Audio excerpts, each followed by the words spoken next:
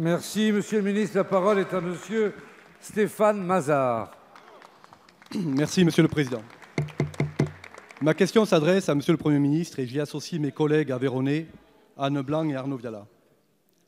Jeudi dernier, à 10h15, à Rodez, Monsieur Pascal Filoé, 45 ans, directeur général adjoint de la ville, a été assassiné. Depuis, la ville de Rodez, ses habitants, son équipe municipale, ses agents, sont dans un état de choc.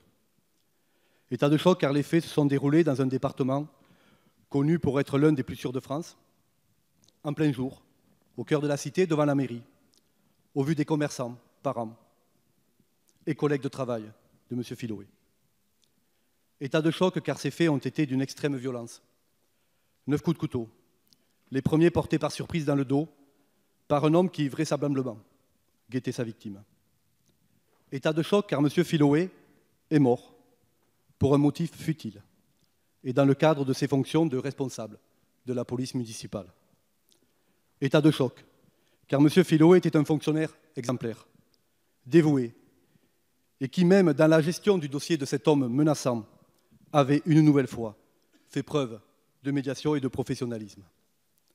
État de choc enfin car M. Filoé était un homme d'une extrême gentillesse, aimé de son épouse et de leurs 3 enfants, apprécié de ses collègues de travail, des services de l'État et des élus de la ville de Rodez, dont j'ai fait partie. Depuis jeudi, la ville reçoit de nombreuses marques de soutien de la part de communes et autres collectivités dont les agents ont été eux aussi particulièrement choqués. C'est aussi au plus haut niveau de l'État que ce soutien a été apporté et vous-même, Monsieur le Président de l'Assemblée nationale, à l'occasion de votre déplacement en Aveyron ce samedi, vous avez rencontré la veuve et ses enfants après avoir déposé des fleurs sur le lieu du drame. Au-delà de ces marques d'affection et de solidarité indispensables, je vous interroge, Monsieur le Premier ministre, sur l'attention que votre gouvernement porte au personnel des administrations et des collectivités qui deviennent trop souvent le réceptacle d'incivilité, de frustration, de violences, parfois les plus extrêmes, alors même que ces agents sont les garants indispensables du bon fonctionnement de notre République.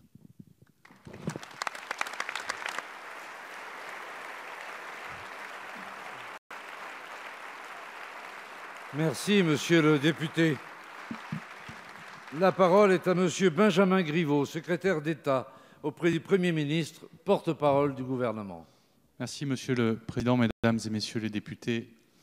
Monsieur le député, vous le rappeliez, le drame s'est joué ce 27 septembre à Rodez. Le directeur général adjoint des services de la ville de Rodez, Monsieur Pascal Filoé, était lâchement assassiné sur la voie publique par un individu qui lui portait, vous l'avez rappelé dans votre intervention, plusieurs coups de couteau. Grièvement blessé, il était transporté à l'hôpital où il a succombé à ses blessures.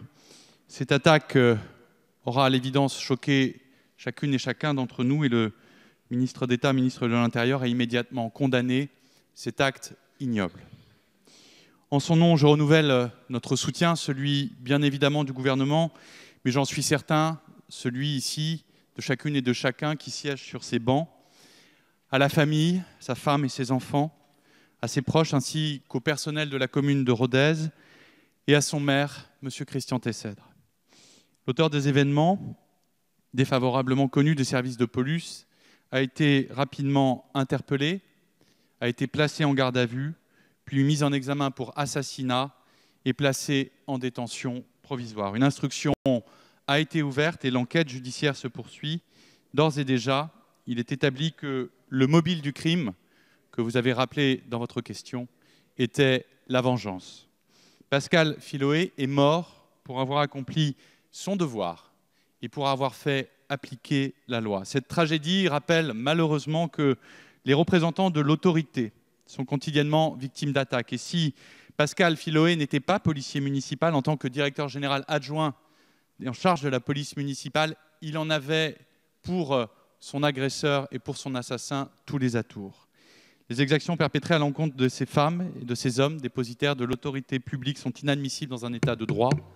Et il nous faut rappeler sans cesse la qualité de leur travail, de leur dévouement, rappeler qu'ils sont les gardiens de notre sécurité et donc de nos libertés, et qu'ils agissent avec courage, parfois au péril de leur vie. Le ministre d'État, ministre de l'Intérieur, se rendra à Rodez ce jeudi 4 octobre pour assister aux obsèques de Pascal Filoé, pour lui rendre hommage et pour témoigner de notre soutien à sa famille et à l'ensemble des personnes qui veillent quotidiennement à la sécurité de nos concitoyens. Je vous remercie. Merci, monsieur le ministre. La parole est à monsieur Pierre Cordier.